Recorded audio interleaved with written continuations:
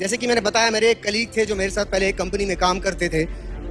उन्होंने मुझे वेस्टीज के बारे में बताया और मैं पूरा तरह से क्लोज माइंडेड था कि भैया और कुछ भी बात कर लेना, इन सब की बात मत करना। राइट, हमने देख लिया सपने पूरे होते हैं कि नहीं पता नहीं, ठीक है। मगर उन्होंने मुझसे बहुत अच्छा रिलेशनशिप मेंटेन किया और वो हमेशा मुझे अपनी ग्रोथ बताते रहे। मुझे व्हाट्सएप में उन्होंने ब्रॉडकास्ट लिस्ट में ऐड करके रखा था और वो अपने जो भी इनकम स्टेटमेंट्स हैं मुझे भेजते गए। तो कहीं ना कहीं वो बोलता है ना, एक दिन ऐसे ही क्लिक हुआ कि यार चलो ये भेजता क्या है वो तो देखूं मैं। राइट, तो उन्होंने बैक टू बैक उनके इनकम स्टेटमेंट भेजे थे जब से उन्होंने वेस्टीज की शुरुआत की थी और उनके 11वें महीने की इनकम थी 1,28,000 रुपया। और फिर जब उन्होंने मुझे प्लान बताया, सीरियसली मैं कहता हूँ हमारी लाइफ चेंज हो गई। थैंक्स टू अनूप गुप्ता के उन्होंने मुझे अपॉर्चुनिटी के बारे में बताया। तो मार्च 2016 में हमने वेस्टीज की शुरुआत की। तो वेस्टीज की शुरुआत की चैलेंजेस क्या है मैं आपको उसके बारे में बताना चाहूँगा। क्योंकि आप कोई भी बड़ी चीज़ करते हैं ना तो लाइफ में चैलेंजेस तो बढ़ जाएंगे। राइट, छोटी मोटी चीज़ कर रहे हैं तो चैलेंजेस नहीं आएंगे, मगर आप कोई भी बड़ी चीज़ करने जाएंगे तो चैलेंजेस की मात्रा बढ़ जाएगी। राइट, सक्सेस आपके लिए एक ऑप्शन नहीं होना चाहिए। राइट, ये नहीं तो ये चल जाएगा, ये नहीं तो ये सही। सक्सेस जिस दिन आपकी मजबूरी बन जाएगा ना, आपको कोई भी सक्सेसफुल होने से नहीं रोक सकता।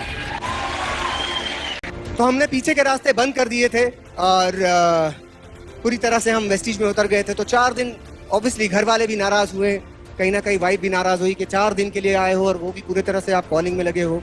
24 मार्च को मैं वापस चला गया क्योंकि 26 मार्च को मेरी मीटिंग थी।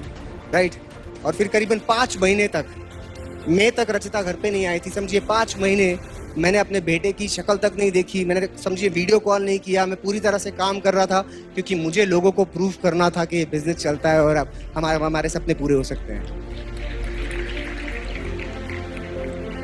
तो मुझे याद नहीं है जब मैंने वेस्टीज की शुरुआत की, दिन कभी हुआ, रात कभी हुआ, सुबह कभी हुई, मैंने खाना कब खाया। प्लान के बीच में टाइम मिलता था तब हम खाना खाते थे, प्लान के बीच में टाइम मिलता था तब हम नींद करते थे। हमारी प्रायोरिटी थी सिर्फ प्लान करना। राइट, तो बिजनेस वो मोमेंटम देखिए, जो भी लोग अभी इस बिजनेस को शुरुआत करने वाले हैं, मैं यूथ यहाँ पर जो बैठी हुई है, आपको कोई भी अगर बड़ी उपलब्धि लानी है तो आपको खुद को मोमेंटम में रखना होगा। सचिन तेंदुलकर के बारे में जैसे दीपक सर ने बताया, जब वो प्रैक्टिस करते थे तब भी है ना, उनको खाने का पता नहीं होता था, उनको नींद का पता नहीं होता था। मैं हमेशा एक चीज कहता हूँ, अगर आप इस बिजनेस को बिल्ड कर रहे हैं या कोई भी चीज के बारे में बहुत ज्यादा पैशनेट है और आपका सुबह का ब्रेकफास्ट टाइम पे हो रहा है और आपका लंच टाइम पे हो रहा है और डिनर टाइम पे हो रहा है, तो आपका बिजनेस मोमेंटम में नहीं है। राइट,